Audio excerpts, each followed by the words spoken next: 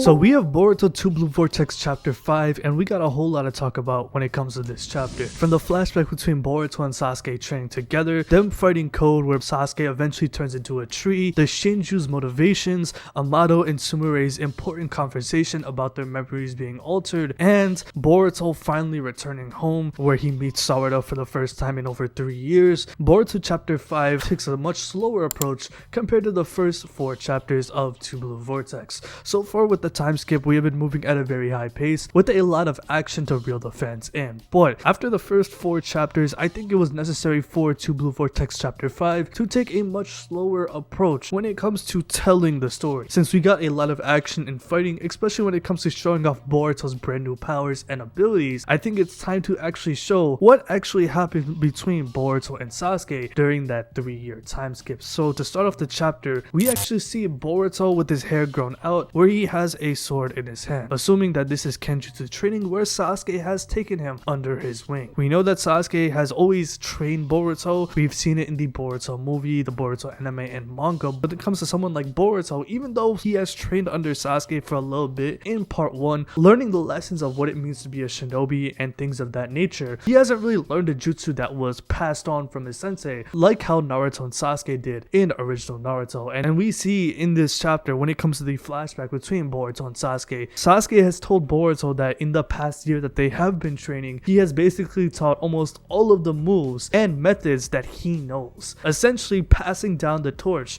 to Boruto. This is a necessary thing to happen, as with Naruto and Sasuke now being effectively written out of the story, it was necessary for Boruto to take that mantle, or else we would be stuck in a limbo when it comes to who is going to be the face of this series. Obviously it was going to be Boruto one way or another. However, once we saw that Sasuke was written out of the story by turning into a tree thanks to the holograms, we all knew that Boruto had to take that role of being that main guy. And due to Boruto's incredible talent and the ability to learn things very quickly, Sasuke does call his own student a genius, and because of that, there is nothing left for him to teach his student anymore. In just 1 year, Boruto has learned many things, and due to that training that he got from Sasuke, we were able to see just how strong Boruto was able to become 3 years later once we got into 2 Blue Vortex. Even though he has effectively learned almost everything from Sasuke, Sasuke once again tells Boruto that he must continue to train and not slack off, even though he knows all of his methods and teachings from his sensei. And because of that, that's how Boruto got even stronger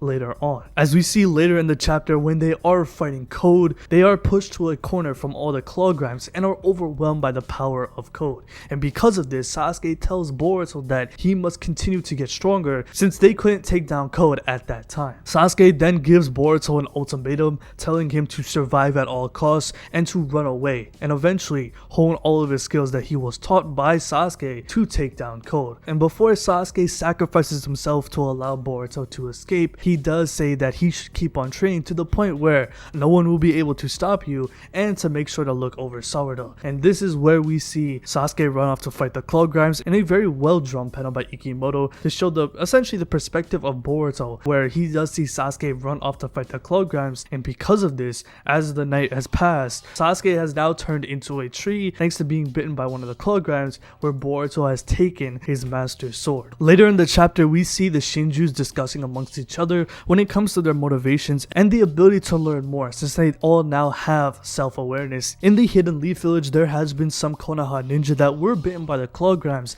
and one of them was Moegi, the sensei to Team 10. And as we see Moegi in the tree, the following panel was the Shinju, who now goes by the name of Matsuri. She explains that she can sense the rage and sadness of Team 10 and Konohamaru, since they all have a close bond to Moegi herself. And because of this, the main leader of the Shinjus, who goes by the name of Jura, does confirm that this is the awareness that is being stimulated amongst the Shinju. Even though they are all one unit biologically, these emotions of these characters are only exclusive to these characters themselves, as despite having the same desires to eat an Otsutsuki, they all have the ability to think and gather their own feelings. However, despite all of that, their final goal is to devour an Otsutsuki, such as with Boruto and Kawaki. However, Jura does tell the rest of the Shinju to reach down and think about their deepest desires. Obviously, they are programmed to devour Otsutsukis at will. They will develop feelings for other things, and those feelings will develop into desires that are completely different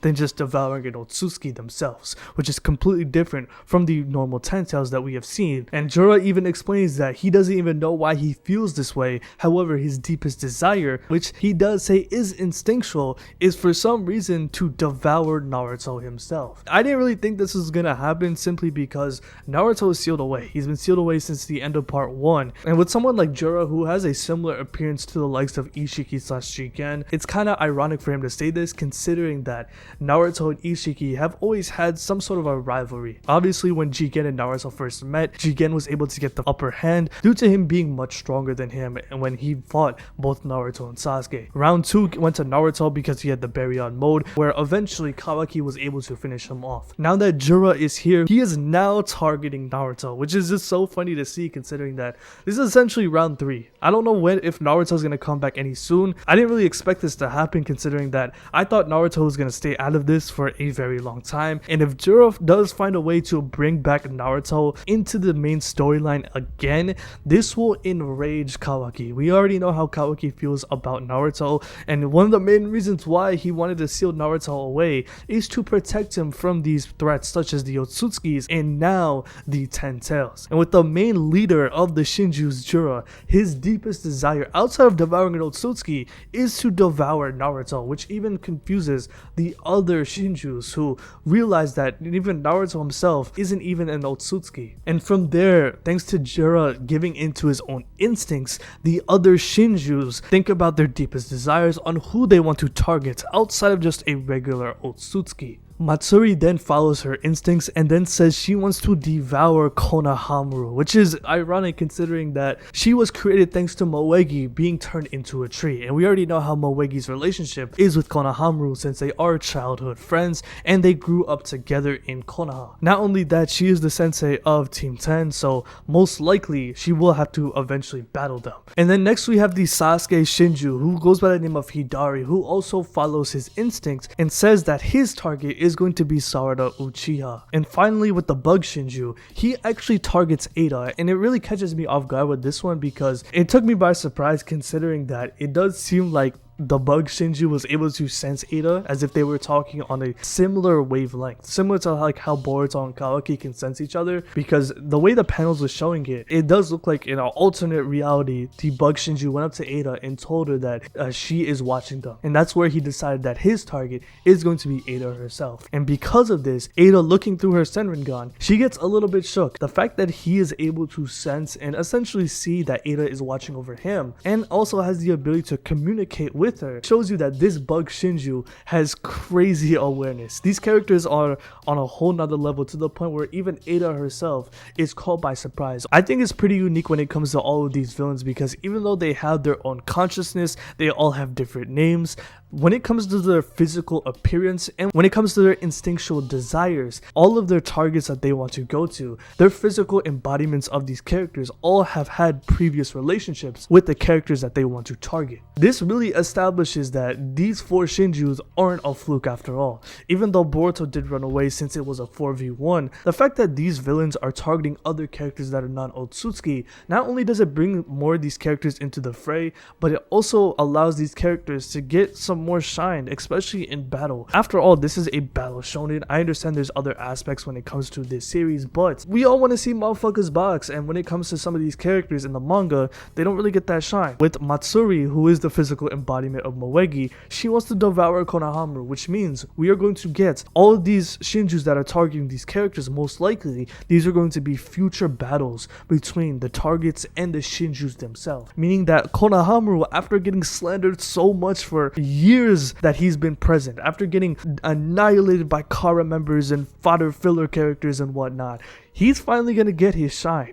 Even a character like Sarada, who despite being a main character hasn't gotten that same spotlight compared to a Boruto or Kawaki, who unlocked her Mangekyo Sharingan in part 1, most likely will have a battle with this Sasuke Shinju, which will be very emotional considering the relationship between father and daughter. And of course the Bug Shinju and Ada, that's gonna be very interesting considering that Ada isn't really a fighter and says that she has basic taijutsu and that she doesn't really like to fight. So Boruto. That's going to be interesting considering that she is also a target. And what if her charm effect doesn't work? Which most likely it may not work, right? And of course with Jiraiya, I don't know how he's going to be able to fight Naruto. Most likely he's going to target Kawaki, since Kawaki has a very close relationship with Naruto. So with that being said, I'm glad that the story has established these villains and their goals. It's a much slower approach, but it's very necessary. Anyways, after establishing the goals of the Shinjus, we get a quick conversation between Amado and Sumire. This conversation establishes the ignorance of many people when it comes to the after effects of the omnipotence. Of course, everybody inside the Leaf Village thinks that Boruto was the one who killed the Hokage and Kawaki is the true son of Naruto. However, someone like Amado has kind of understood that maybe someone has altered his memory, and he does say that in this chapter. He does break down all the specifics that has happened with the events of the omnipotence, saying that Boruto was the one who killed the Hokage and that he was the one to help allow Boruto to escape from Kara, alongside with the help of Kashin Koji to take Ishiki down. And after the battle against Ishiki, at least through Amado's mind, he was the one who reconstructed Boruto's karma with his daughter's DNA. However, every time Amado looks at Kawaki, he realizes that he also has a karma and his body is modified with scientific ninja tools. And because of this, Amado realizes that he was the one who had modified Kawaki's body when Boruto should have been the one that was modified by him, since at least according to his mind, Boruto was a part of the Kara organization who escaped and joined the Leaf Village. And Amado brings up a great point because he realizes that something is up when he sees that Kawaki's body was modified, since he does say that it's just like how an artist leaves their mark on a piece that they create. If they leave their mark, they will know if they created it or not, and that applies to other people that view that piece of art as well. And this is very similar to Boruto and Kawaki, as despite Boruto being the one who was part of the Kara organization, at least through Amado's mind, Amado does say that he has the ability to differentiate between a regular karma and a reconstructed one. He does say that the reconstructed karma that he built for Boruto is actually on Kawaki's palm, and because of this happening, it does contradict his entire memory due to this physical piece of evidence. And due to this, he knows that his memory has been altered, and that's his explanation on why this is ongoing. And even though his mind is continuously telling him that this is wrong and that Boruto was the one who was in this situation and that he was part of the Kara organization and that he is in the wrong in the end, Amado does say that thanks to him being a scientist, there is no other burden of proof that is stronger than a physical piece of evidence. And that physical piece of evidence is the reconstructed karma that was supposed to be on Boruto, but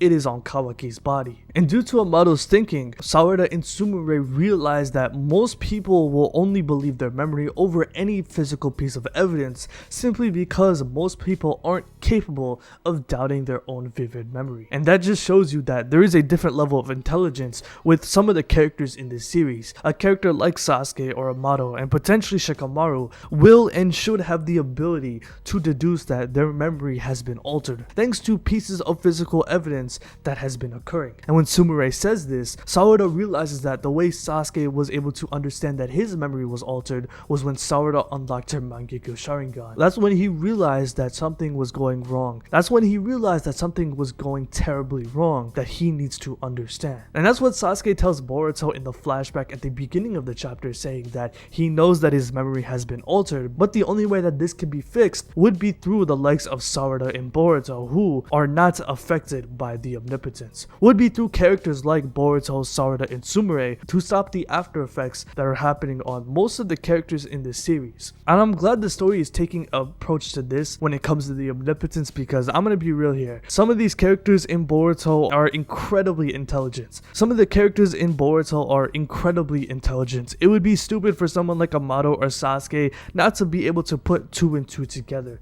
And I like the way that they are thinking, because at least when it comes to physical evidence, these characters realize instantly that something is going on. And that's how someone like Sasuke and Amado were able to deduce that their memories have been altered. And as Sarada is thinking about her dad, we see Boruto pop up in the frame. He is finally home, where we see Sarada seeing Boruto for the first time in 3 years. Where Boruto tells Sarada that despite having doubts in his memory, he risked his entire life to save Boruto for the wishes of Sarada, which is something that she wished for at the end of part 1. Despite Sasuke being affected by omnipotence, it has come essentially full circle. Sarada's wishes to Sasuke has basically paid off, as Boruto is now safe, even though Sasuke Sasuke has been effectively written out of the story, he is still alive. As even though the omnipotence has taken a massive toll on Boruto, he has come out basically on top. Even though this isn't remotely close to being over when it comes to the omnipotence, Boruto and Sarada have somewhat found a way to come out of this situation